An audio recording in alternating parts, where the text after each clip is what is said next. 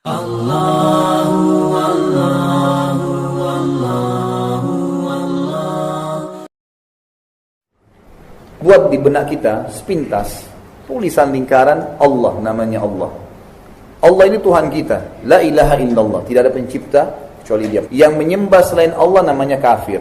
Yang mempartisipasikan Allah dengan makhluknya, pakai jimat, minta ke kuburan dan segalanya, itu namanya syirik. Allah nggak mau itu. Kita harus murni berhubungan dengannya. Dan caranya cuma satu. Di bawah namanya Allah, lingkarin lagi. Ini satu-satunya cara, ibadah. Sholat, puasa, zakat, haji, takziah, ziarah kubur, bakti orang tua, semua rangkaian ibadah. Ini adalah cara untuk berhubungan dengan Allah. Siapa yang ajar Bapak Ibu di sini? Kau kalau sholat itu harus ada masuk waktu, kemudian harus uduk dulu, kemudian tutup aurat, hadap kiblat, caranya begini takbir, baca iftitah dulu, baca Al-Fatihah, terus kalau keluar angin batal. Dari mana kita tahu semua itu? Allah SWT turunkan dari langit kitab Al-Quran kalau kita, lalu ditunjuk satu orang manusia jadi rasul, nih ikutin dia. Makanya kita jadi tahu mana makanan boleh, mana tidak boleh, mana minuman boleh, mana tidak boleh, halal haram. Dan ingat, Allah menurunkan hukum itu dengan sangat adil.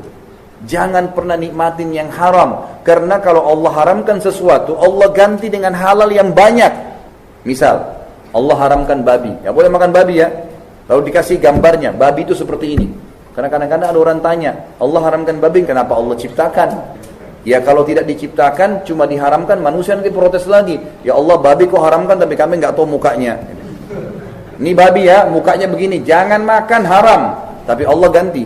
Yang boleh apa? Kambing, ayam, semua hewan air, sapi, kuda, halal, silakan. Yang penting tidak bertaring dan bukan bangkai, makanan darat, silakan.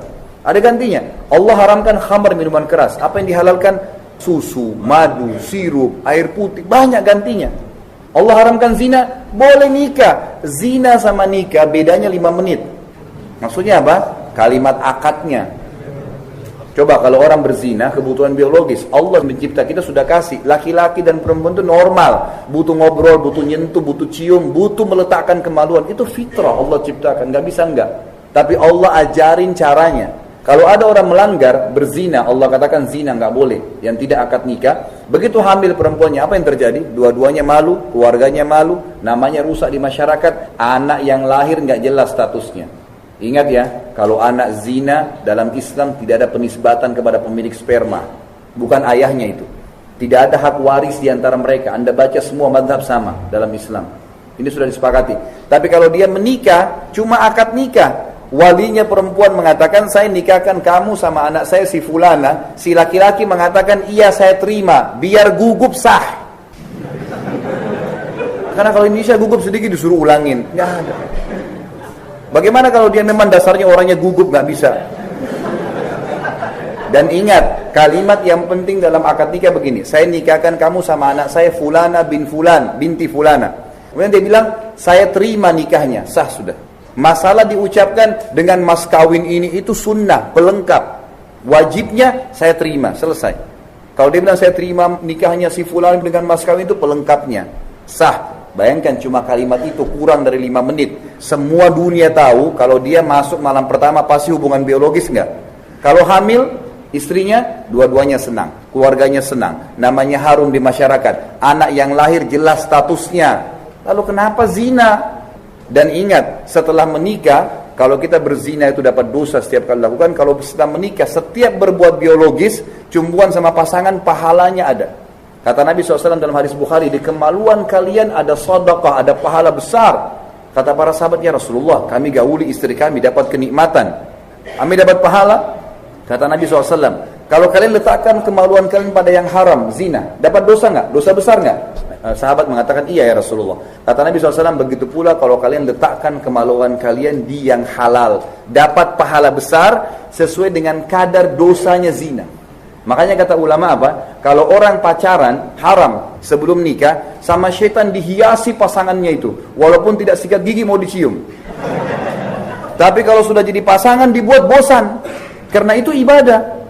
Makanya Abdullah bin Umar radhiyallahu anhu itu kalau puasa, buka puasa, habis makan kurma dan minum air, kemudian dia sholat maghrib, habis itu pulang, langsung berhubungan biologis sama istrinya, karena dia anggap itu ibadah yang paling besar pahalanya. Kayaknya siap dipraktekin nanti ya. Nah, memang begitu ilmunya. Makanya syaitan menghiasi itu.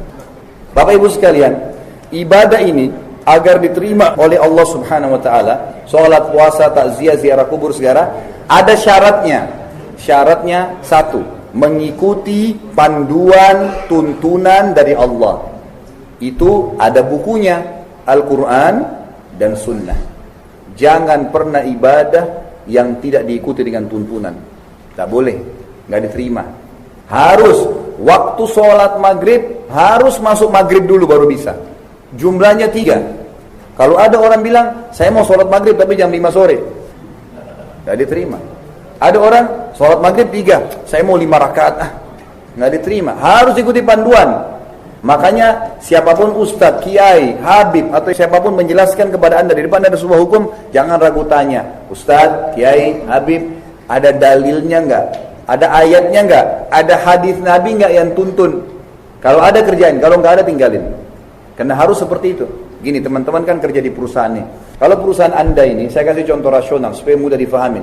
Kalau perusahaan anda ini memberikan peraturan hari Senin pakai baju putih, Selasa pakai kuning, Rabu pakai hitam, masuk jam 7 pagi, keluar jam 5 sore. Ada pegawai melanggar, datang hari Senin pakai baju hitam yang untuk Rabu. Rapi iya, tapi melanggar peraturan. Datang jam 9 pagi, keluar jam 2 siang. Kira-kira masih dipekerjakan nggak?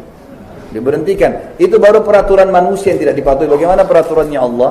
Maka jangan sia-siakan ibadah kalau nggak punya panduan. Di antara ibadah yang Allah buat rangkaian agar kita bisa sering komunikasi dengan Allah secara langsung, nggak ada operatornya, doa. Langsung, ya Allah, ya Allah, ya Allah, ya Allah. Apa saja disampaikan. Kita kalau mau ketemu sama wali kota, sekretaris lah, janji dulu, proposal dulu, diundang kapan, macam-macam syaratnya. Ini enggak. Sama Allah SWT langsung Allah kasih doa. Pertanyaan sering muncul di pengajian saya begini, Ustadz, kalau saya berdoa, dari mana saya tahu kalau Allah sudah terima? Ini pertanyaan penting ya. Begini jawabannya teman-teman sekalian. Kalau kita berdoa kepada Allah, asal memenuhi syarat. Ingat semua punya syarat. Kalau ada kampus nih, ada kampus, kemudian teman-teman mau masuk, tapi dia cuma lewat, dia bilang sama temannya, saya mau kuliah di sini, tapi nggak pernah ikuti syarat, nggak pernah daftar, nggak pernah bawa ijazah. Gimana caranya bisa masuk? Nggak mungkin. Harus ikutin syaratnya. Syaratnya doa harus ikhlas karena Allah SWT. Yang kedua, tidak boleh minta yang haram. Minta dikasih rezeki sama Allah untuk dipakai berzina, nggak bakal mungkin. Juga tidak boleh tergesa-gesa. Ucapannya harus santun. Kita kalau minta dinaikkan gaji oleh atasan, tidak mungkin kita teriak-teriak, gak mungkin kita marah-marah. Tulis dengan rapi, tulis semua mohon-mohon, puji-puji, baru kemudian minta. Itu hanya untuk dinaikkan gaji. Sama Allah kita minta kesehatan, kekuatan, keturunan, selamat dari neraka, masuk surga, banyak. Harus santun. Tidak tergesa-gesa menikmatin prosesnya. Karena memang Allah menciptakan proses. Ini teman-teman gini, kalau kita minta, lagi lapar nih, ya Allah hilangkan lapar saya. Saya tanya, tiba-tiba laparnya hilang? Ada proses kan? Nanti Allah kasih, ada orang yang kasih kita makanan, dikasih ada orang yang kasih uang, kita dapat duit. Kemudian kita beli makanan, makanan itu pun diproses, makan dulu, dikunyah, masuk ke usus, baru kemudian hilang laparnya. Proses ada. Haus, kita minum dulu, diteguk dulu, baru hilang hausnya. Capek, ya Allah capek ya Allah. Apakah tiba-tiba hilang capeknya? Enggak. Tidur dulu, bangun tidur baru hilang capeknya. Sakit, ya Allah sembuhin. Nanti Allah tuntun tuh. Jawaban doa datang dalam bentuk sinyal. Begini maksudnya. Kalau Bapak Ibu lagi berdoa, ya Allah sembuhin saya. Lalu Allah ACC, doanya diterima nih. Ya Allah beriin saya jodoh. Allah terima. Ya Allah mudahin rezeki. Allah terima. Dari mana saya bisa tahu kalau Allah terima? Datang dalam bentuk sinyal. Begini misalnya. Besok pagi ada teman yang mampir ke rumah kita atau kerabat, lalu kita ngobrol-ngobrol. Begini, begitu, ceritain macam-macam. Terus tiba-tiba terlintaslah pembicaraan tentang penyakit kita. Lalu dia bilang, setahu saya ada dokter yang bagus di sana. Itu jawaban doa kita. Kita ke sana, konsultasi cocok, resepnya cocok, sembuh. Pertanyaannya, dokter sama obat yang sembuhin Anda? Bukan demi Allah. Itu jawaban doa. Karena kalau Allah belum mau kita sembuh, mau dokter spesialis dari manapun, obatnya semalam apapun tidak akan sembuh. Ya Allah mudahin jodoh saya. Ini kadang-kadang saya luruskan kalau ada yang masih belum nikah atau mungkin anak-anaknya, ingat, selalu salahin Allah. Allah belum kasih saya jodoh. Ini dari mana ini? Datang dalam bentuk sinyal. Kata ulama, tidak ada manusia yang tidak ada jodohnya, subhanallah. Enggak ada. Walaupun dia lumpuh ada sinyalnya, ada kecenderungan, ada orang yang suka, ada yang tawarin anaknya, cuma dasarnya dia yang rewel. Dikasih tinggi gak mau, saya mau pendek. Dikasih putih, saya mau hitam. Dikasih kurus, saya mau gemuk. Tolak, gak mau. Allah terus kirimin sinyal, terus datang. Ditolak sampai dia sudah tua pun masih dikasih sinyal biasanya. Tapi nolak, dia yang rewel. Itu sinyalnya, pekah tangkap sinyal itu. Ya Allah mudahin rezeki saya. Besok ada teman yang telepon atau kita pernah melamar di perusahaan, datang panggilannya. Ada teman datang bisnis nih, saya mau bisnis nih, mau buka butik. Kita tangkap sinyalnya. Siapa yang menggerakkan dia untuk datang menawarkan kita? Cari tahu siapa dia, cari tahu modal usahanya, kemudian kita tinjau lokasinya, tangkap sinyalnya, investasi. Ada rezekinya tuh. Pekah menangkap sinyalnya Allah. Jadi Allah tidak mungkin turunkan tangan dari langit memberikan sesuatu kepada kita. Kalau kita minta obat Allah, sembuh Allah nggak lemparin obat dari langit. Jodoh Allah nggak lempar manusia. Kalau kita minta rezeki Allah nggak lemparin duit, tapi Allah kasih dalam bentuk sinyal. Pekalah menangkap itu. Maka ingat, kata kuncinya, jangan pernah meminta, memohon, takut, menyembah kecuali Allah SWT. Qul inna salati wa nusuki wa mahyaya wa mamati lillahi rabbil alamin. Katakanlah, ikrarkanlah bahwasanya hidupku, matiku, ibadahku, semuanya, salat, sembelihanku hanya untuk Allah SWT. Jadi itu seperti itu kurang lebih gambarannya.